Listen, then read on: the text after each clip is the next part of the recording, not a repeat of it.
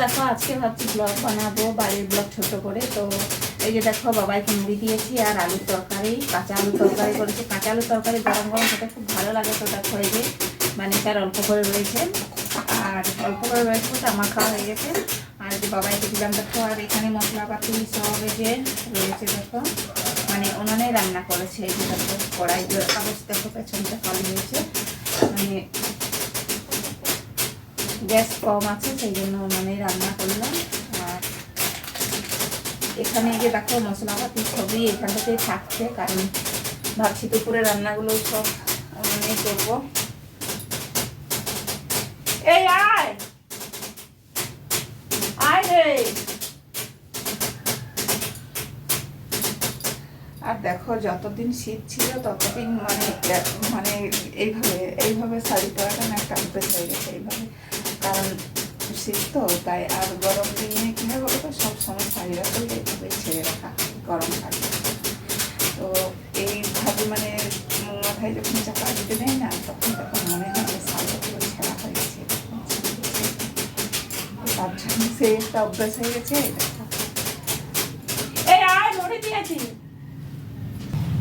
কোনখানে খাবি?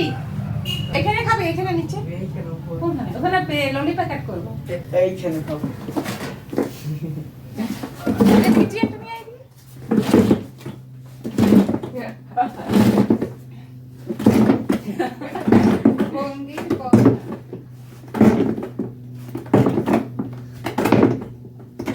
যদি ভাঙে চেয়ারটা, তোরও হাত লাগলে ভাঙবে। যাচ্ছে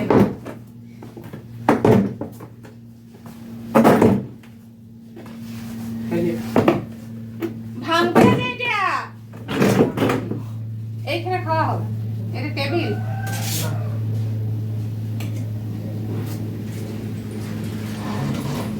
মাখাতে পারবি? জল দিয়ে না আলু দিয়ে ভালো করে ঘুষ। হাতে কি হয়েছিল? এটা ফসকা নাকি? ভালো করে দুটো হাত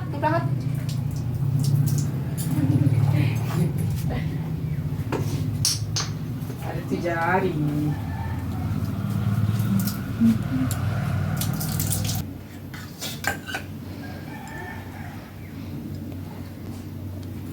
আমার কেমন লাগে আলুর ঝোল? দারুণ।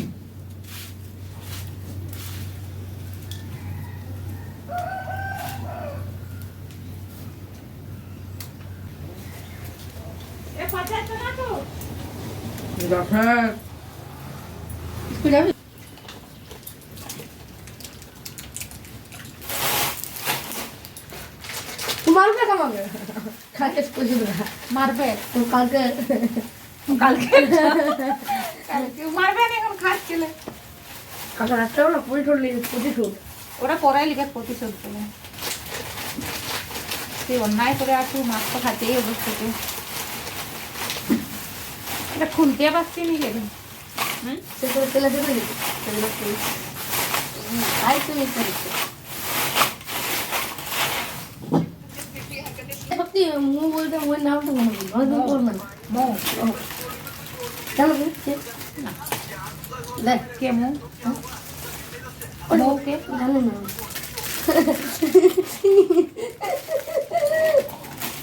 আসলে তোমার দেখাও কত বেশি কোথাও হবে তুমি দেখবে তো না কি এখন থেকে বলতে তোর কোনো দেখাই কি আমি হ্যাঁ বড় মৌ না ছোট মৌ?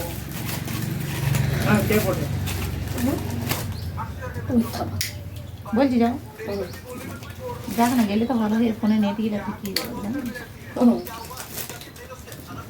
তো বন্ধুরা দেখতে পাচ্ছ ললিপপর প্যাকেট করতে বসে গেলাম।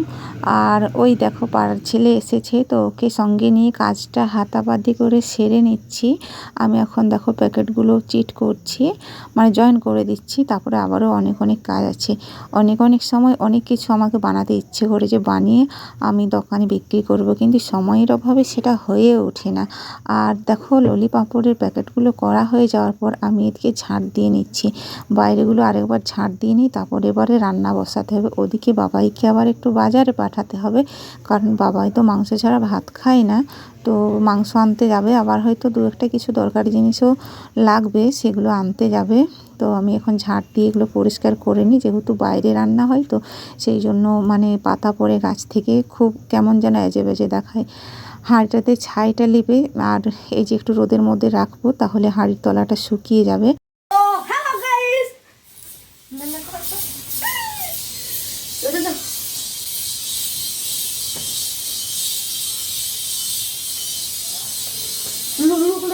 হ্যাঁ লুলুটাকে 100 টাকা খুচরা আছে। 30 টাকা আর 3 টাকা খুচরা করে খালি লুলু হচ্ছে পালে রাখি মানে 33 টাকা নেট চাইছে আর বলবি এগুলো পয়সা খুচরা করে দিয়ে দিলাম আর 30 টাকা দিয়ে দিলাম।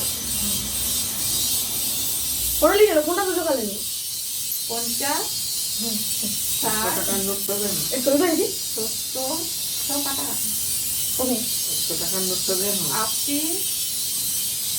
100 টাকা না খুচরা ওরে ওরে ওরে কি নোট পাবেন আলু টাকা এটা একটু আলু বস্তা ধরবি আয় আলু বস্তা নামাতে হবে কাই ওটা আলু অনেক বড় আলু বস্তা নামাতে হবে না আমি পাচ্ছি নি একলা হ্যাঁ না এই ক্যামেরা কোথায় আছিস এই ফোনে তুলবে না একদম কে লুলু ডাকে রে কুচুকে লুলু বলে